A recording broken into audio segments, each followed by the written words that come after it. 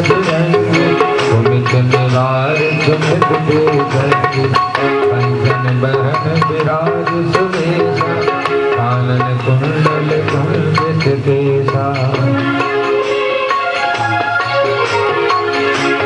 हाथ पकड़ और बजा विराजे आगे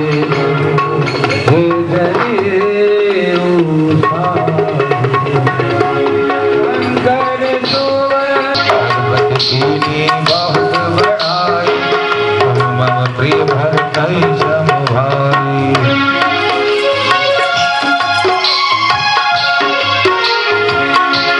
सहस बदन तुमरा जस गावे हर्ष कवि श्रीपति कंठ लगावे धनकादिक ब्रह्मादि मुनीसा भारत शारद सहित यहीसा नम कुबेर दिगपाल तुलसीदास सदा हरि तेरा नाथ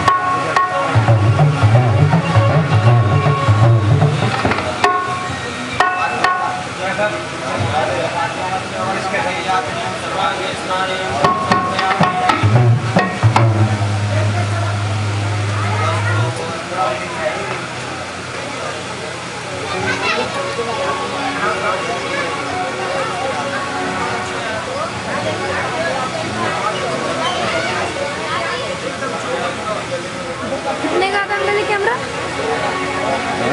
कैमरा कितने का था?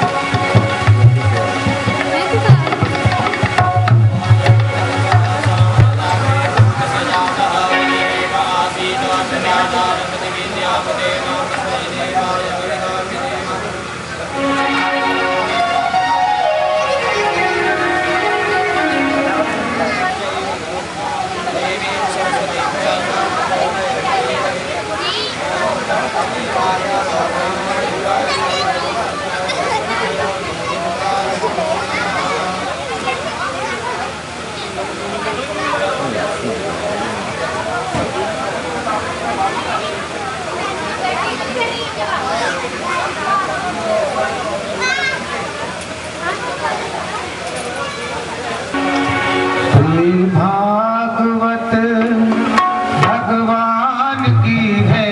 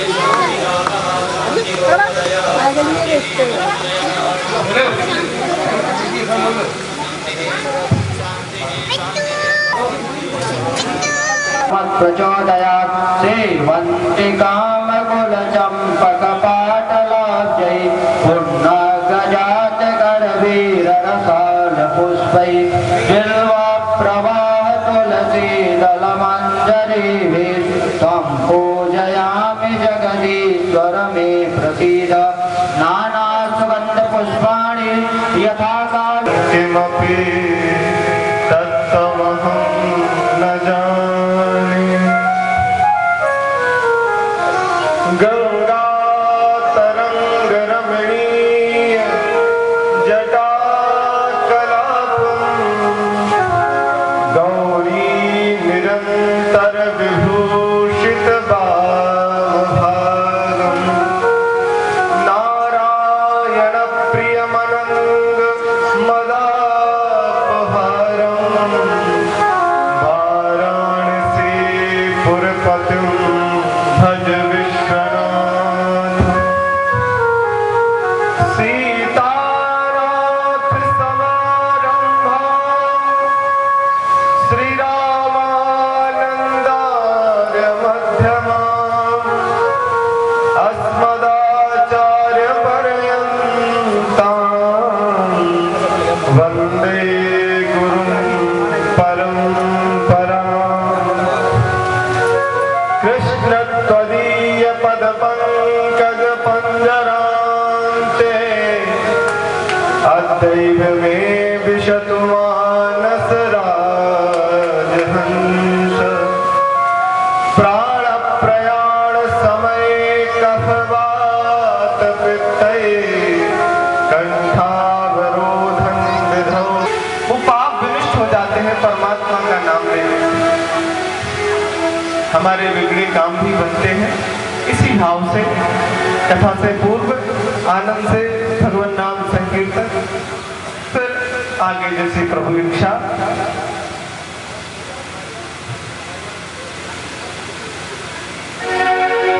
बोल हरि हरि हरि बोल केशव माधव गोविंद को बोल हरि हरि बोल केशव माधव गोविंद को बोल हरि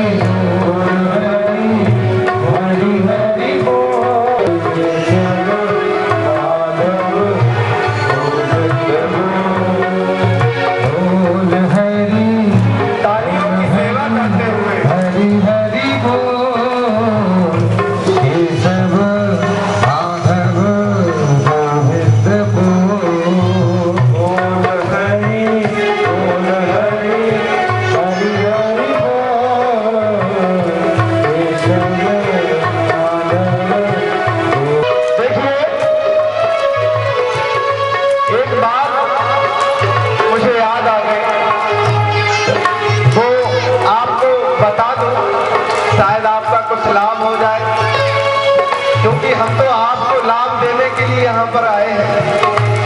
आपको आनंद की प्राप्ति कैसे हो, परमात्मा आपको कैसे मिले, यही बताने का छोटा मोटा प्रयास हम आपसे कर रहे हैं।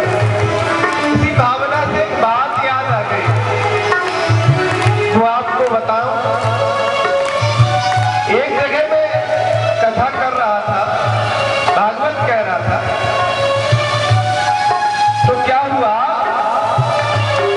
जब कथा विश्राम हो गई ना, तो एक सज्जन मेरे पास आए और मेरे पास आकर के अपना दाहिना हाथ बढ़ाया। मैंने कहा क्या दाहिना हाथ क्यों बढ़ा रहे हो? बोले महाराज जी हमारा हाथ देख लो आप। मैं बड़ा परेशान रहता हूँ महाराज जी, मैं कोई भी काम होना होता है ना, वो काम बिगड़ जाता है। क्या बात है, मेरा हाथ देख के बता दो ना। मैंने उसका हाथ देखा तो देखा कि उसकी भाग्य की रेखा बड़ी छोटी, उसकी भाग्य की रेखा बड़ी छोटी थी। मैंने कहा भैया आपके भाग्य की रेखा बड़ी छोटी है, इसलिए आप परेशान रहते हैं, आपके काम बनते नहीं है। और हमारा जी बात तो आप सही कह रहे हैं, मेरा कोई काम नहीं बनता है। आप थोड़ा हमें बता दीजिए कौन सी रेखा भाग्य की होती है।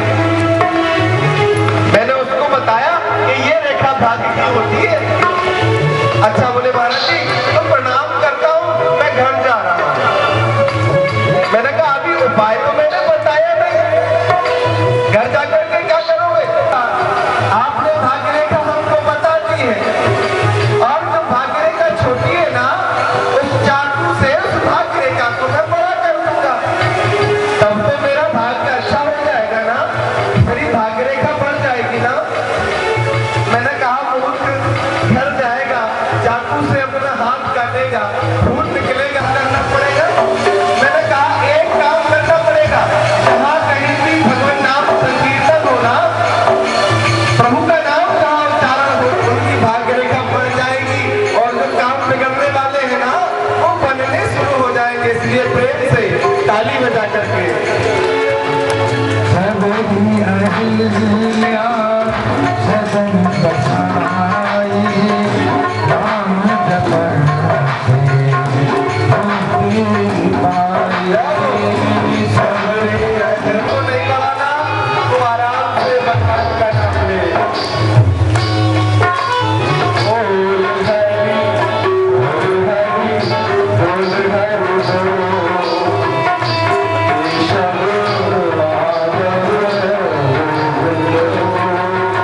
हरे राम नाम के सब अधिकारी बालक प्रथम पुरानर नाम के राम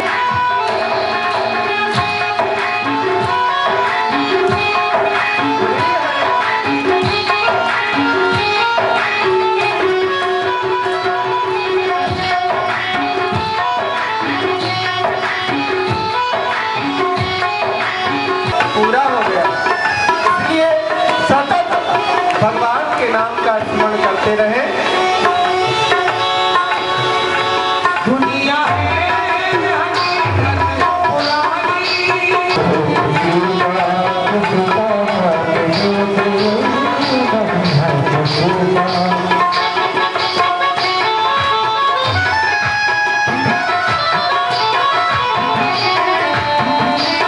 के वृक्ष पर कभी चील आकर के, सबसे ऊंची डाली पर चील आकर के बैठती है,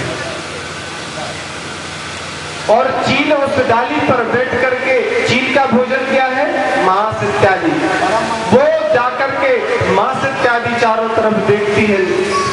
और कभी उसी डाली पर कौआ आकर के बैठता है, वो मल मूत्र इत्यादि को देखता है। कभी कबूतर आकर के बैठता है, वो दूसरी कबूतरनी को देखता है। और कभी सुखदेव जी जैसे सुख आकर के उस निगम रूपी वृक्ष पर बैठते हैं, तो उन्हें भागवत रूपी आम दिखाई देता है। उस आम को देख करके श्री सुखदेव जी महाराज उसमें चौंच लगा देते हैं और उसको मीठा बना देते हैं। इसी भाव से कहते हैं निगम कल्प तरोर गलितम फलम सुख मुखाद अमृतत्रम शहीद। श्री सुखदेव जी महाराज का मुख लगा, इसलिए भागवत मीठी हो गई, या भागवत पहले से ही इतनी मीठी थी कि सुखदेव जी महाराज गाना गाने के लिए तैयार हो गए, भागवत गाने के लिए तैयार हो गए। ये तो ये बात, इस बात को ऐसे समझ सकते हैं कि जैसे तोता उसमें से उन अमरूदों को छांटने लगी जिसमें तोता पहले से मुंह मार गया था, लगा हुआ था। मैंने कहा दादी ये कैसे अमरूद आप ले रहे हैं? अरे लाला तेना जाने ये अमरूद तोता को जूठो है। अरे मैं कहा तो कहूँ तोता को जूठो, मोई ना खाने तोता को जूठो।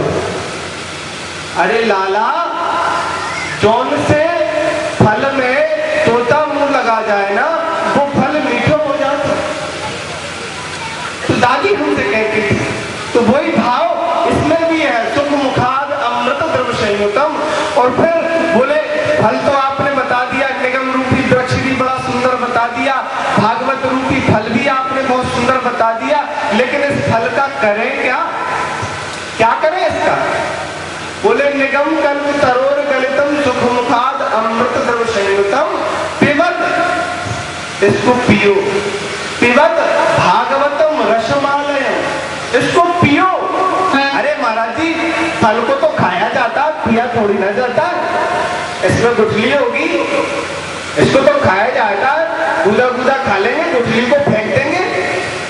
तो श्री सुखदेव जी महाराज कहते हैं कि इसमें गुठली नहीं है, इसमें रस ही रस है, इसको पिया जाए। पिबत भागवतम रसमालयम मुहुरहु, यहाँ मुहुरहु का अर्थ होता है बार बार। बार बार पियो, एक बार नहीं, बार बार। अरे तो हमने एक जगह ऐसी कथा कह रहे थे, तो यही बात कह रहे थे, बार बार पियो भागवत को, बार बार पियो, बार बार कथा का आस्वादन लो, रसपान करो। माता जी बोली महाराज कितने बार पिए? टीवी में तो कथा, हाँ मोबाइल में तो कथा, और जगह जगह मोहल्ला में भी कथा, कितने बार पिए?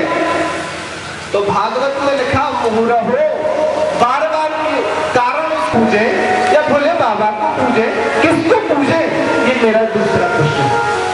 तीसरा प्रश्न श्री सौनक जी महाराज सूत जी महाराज से करते हैं कि श्री सूत जी महाराज आप हमको ये बताइए, जब परमात्मा को हम कहते हैं अजन्मा, उनका जन्म नहीं होता है, उनको निराकार ब्रह्म परमात्मा को निराकार कहते हैं, फिर वो देवकी का पुत्र कैसे हुआ? वसुदेव का कैसे पुत्र बना? दशरथ जी का पुत्र क्यों हुआ? बताइए ना। मेरा प्रश्न है, अगर वो निराकार ब्रह्म है तो वो सगुण साकार क्यों होता है? ये तीसरा प्रश्न श्री सूत जी महाराज से पूछा है सौनक जी ने। सौनक जी ने चौथा प्रश्न किया है कि ये बताइए श्री सूत जी महाराज, ध्यान से सुनिए प्रश्नों को, हाँ ये थोड़ी सी जटिल है, इस चीज को थोड़ा ध्यान से सुने। चौथा प्रश्न श्री सूत जी महाराज से करते हैं श्री सौनक जी महाराज, ये बताइए भगवान के अवतार कितने? कोई कहता है 24 अवतार है, कोई कहता है भगवान के 10 अवतार है, कोई कहता है हरि अनंत हरि कथा अनंता। भगवान के अवतार कितने हैं, हम ये सुनना चाहते हैं आपसे। आगे पांचवा प्रश्न श्री सूत जी महाराज से सौनक जी महाराज पूछते हैं कि आप ये बताइए कि श्रोता कैसा होना चाहिए और वक्ता कैसा होना चाहिए? जो भागवत की कथा को सुनाए वो वक्ता कैसा हो, जो भागवत की कथा को सुने वो श्रोता कैसा होना चाहिए? ये पांचवा प्रश्न श्री सूत जी महाराज से पूछा। छठवां और आखिरी प्रश्न श्री सूत जी महाराज से सौनक जी पूछते हैं कि हे सूत जी महाराज, मेरा आखिरी प्रश्न ये है कि आप मुझे ये बताइए कि जब धरती पर अत्याचार और अन्याय बढ़ते हैं तो भगवान जन्म लेते हैं, धर्म की स्थापना करते हैं, धर्म संस्थापनार्थाय संभवामि युगे युगे। जब जब अधर्म बढ़ता है, धर्म की स्थापना के लिए भगवान जन्म लेते हैं, और जब भगवान धर्म की स्थापना कर देते हैं और इस धराधाम को छोड़ करके चले जाते हैं, तो मेरा ये प्रश्न है श्री सूत जी महाराज कि धर्मम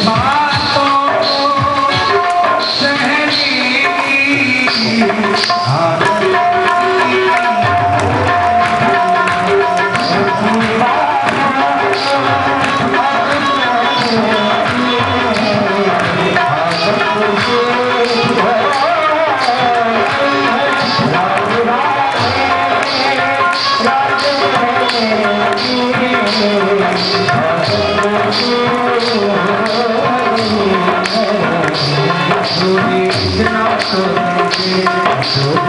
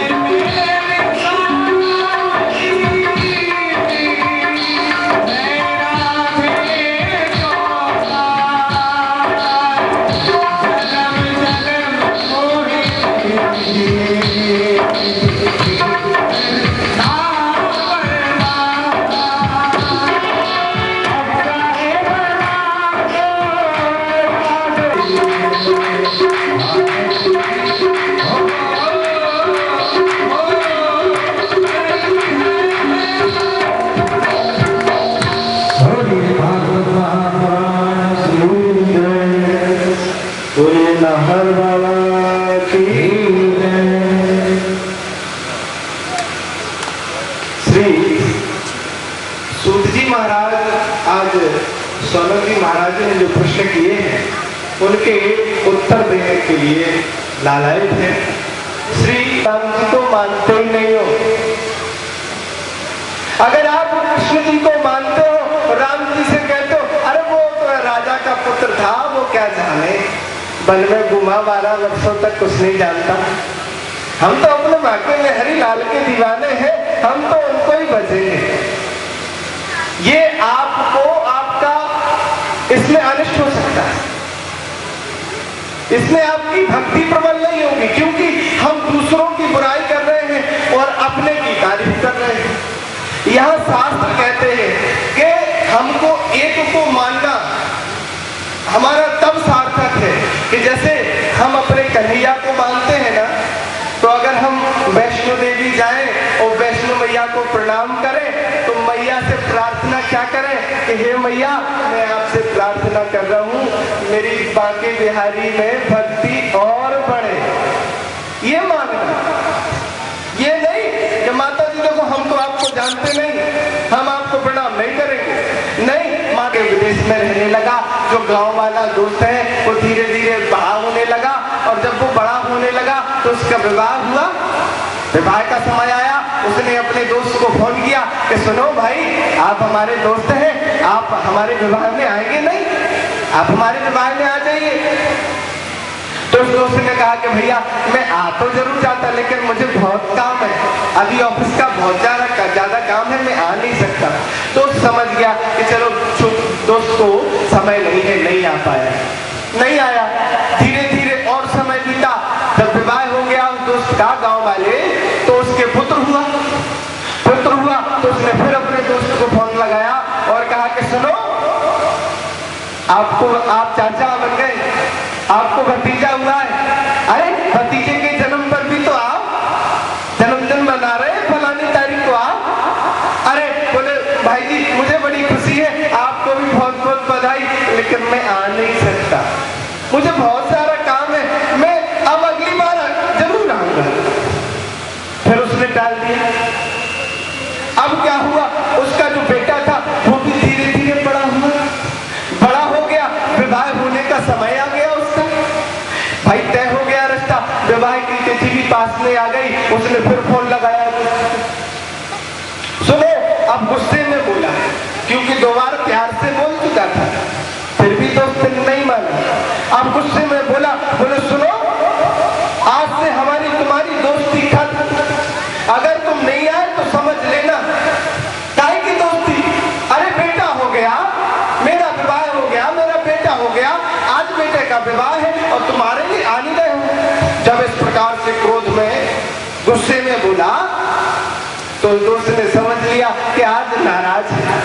हमको चलना चाहिए। नहीं नहीं बोले आप चिंता मत करो, मैं आपके बेटे अपने भतीजे के विवाह में जरूर आ रहा हूं। तो वो आया, गांव आया, विवाह किया, विवाह में शामिल हुआ। जब वो गांव आया तो उसने देखा कि पुश्तैनी जो उनका मकान है उसका वो बड़ा जीर्ण शीर्ण हालत में है, कहीं दीवार गिर गई है, कहीं डाला लगा है, कहीं कुछ लगा है। जब गांव आ ही गया था विदेश से तो उसने सोचा कि घर के पुश्तैनी मकान को बढ़िया डेंटिंग पेंटिंग करवा दे, साफ सफाई बढ़िया करवा दे। अब ये कहानी आपको बहुत अच्छी लगी ना? अब इसका अर्थ समझ लो, ये हमने क्यों सुनाई। ये दो दोस्त कोई और नहीं, ये जीव और परमात्मा है। ये दो दोस्त कोई और नहीं, जीव और परमात्मा है। परमात्मा है विदेश में और जीव है इस धराधाम पर।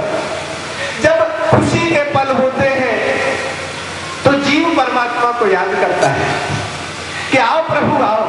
प्रभु समझते हैं चलो अभी आनंद में है, कोई बात नहीं। लेकिन जब वो क्रोध में कहने लगता है सुनो अब आप नहीं आओगे तो समझ लेना हम अपने प्राणों को त्याग देंगे, तो परमात्मा समझ जाते हैं कि अब हमको चलना चाहिए। जब परमात्मा इस धराधाम पर अपने मित्र कौन है परमात्मा के? साधु संत गौ माता। यही तो भगवान के विप्र धेनु सुर संत हित लीन मनुज अवतार गोस्वामी रामचरितमानस में कहते हैं। भगवान का जन्म किसके लिए? बोले विप्र धेनु सुर संत हित लीन मनुज अवतार निज इच्छा निर्मित तन माया गुण गोपाल। तो कहने का तात्पर्य है कि परमात्मा अपने मित्र के लिए, संतों के लिए धराधाम पर आते हैं।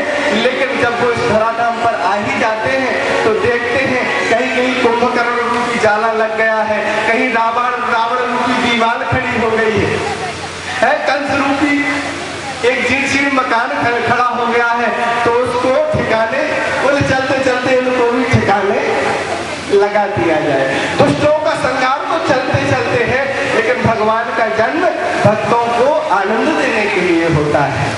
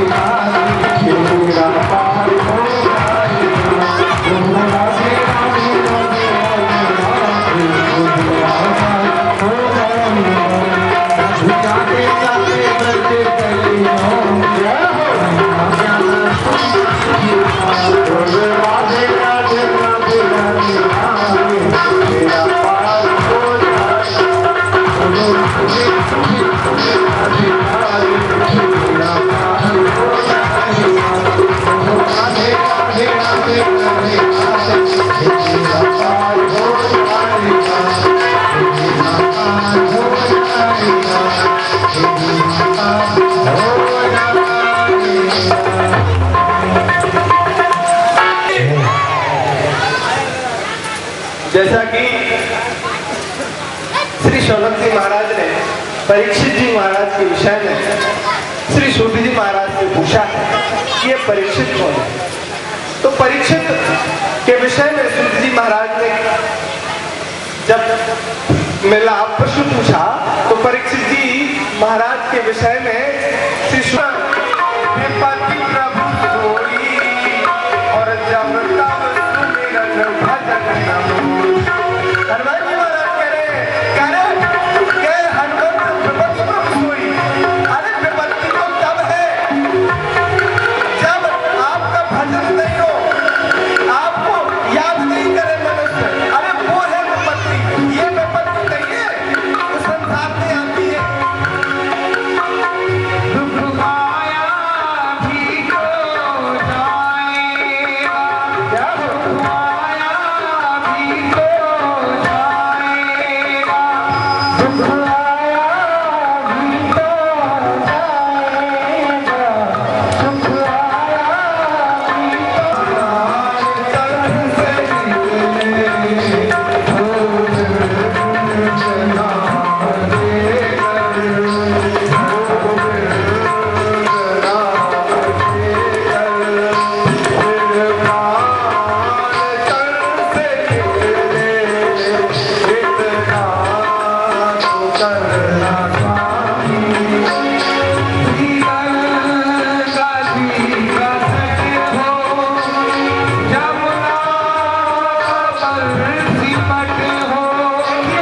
मानव की मृत्यु कैसी? यमुना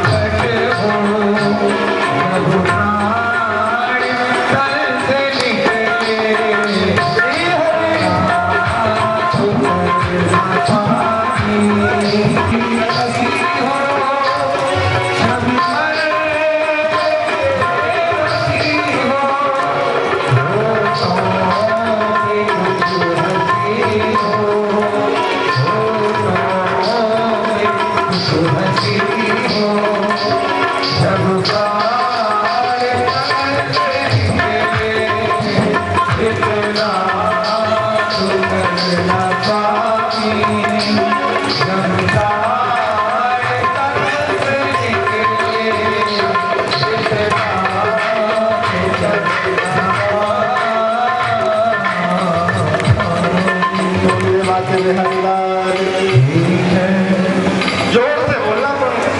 राधे राधे। तो मेरे प्रभु के सुंदर 20 की मृत्यु हुई और 20 परम पद को आपस में लड़ाया, मजरा पान करके एरका नामक घास आपस में एक दूसरे को मार मार करके श्राप के वशीभूत होकर के सारे यदुवंशी समाप्त हुए। कुछ 2-4-10 यदुवंशी रह गए और प्रभु ने भी अपनी लीला को संवरण किया। और संवरण करने के बाद जब अर्जुन को उपदेश दिया कि जाओ अपने वापस जाओ, अर्जुन जब वापस आए, यहाँ पर परीक्षित का जन्म हो चुका था। अर्जुन से पूछा, युधिष्ठिर ने कहे अर्जुन आपका चेहरा क्यों मुरझाया हुआ है, क्या हुआ?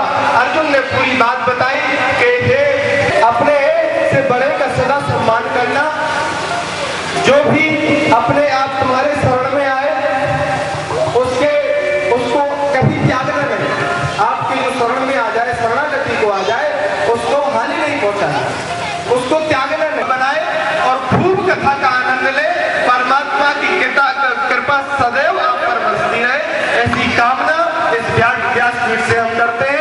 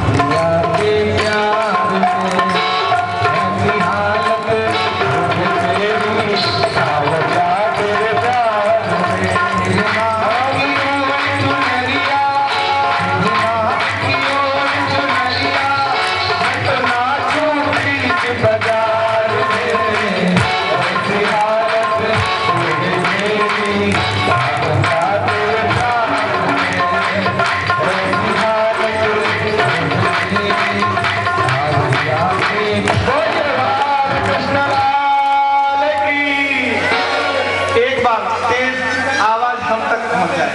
राधे राधे। सभी भक्तगणों से निवेदन, कृपया अपने अपने स्थान पर खड़े हो जाएं और जो दूर बैठे हैं उनसे भी निवेदन, कृपया पास आ जाएं और भागवत की आरती का आनंद लें। और कल आपसे निवेदन है कि आप शीघ्र यथा समय 2 बजे कथा प्रारंभ हो जाती है। सभी से निवेदन है कि यथा समय 2 बजे पधारें। Amin.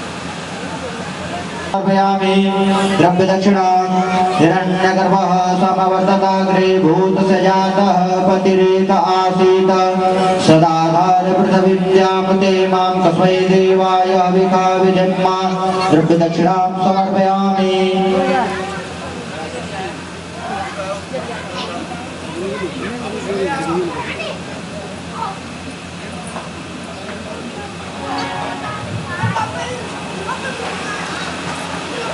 हिताय च जगद्दिताय कृष्णाय गोविन्दाय नमो नमः।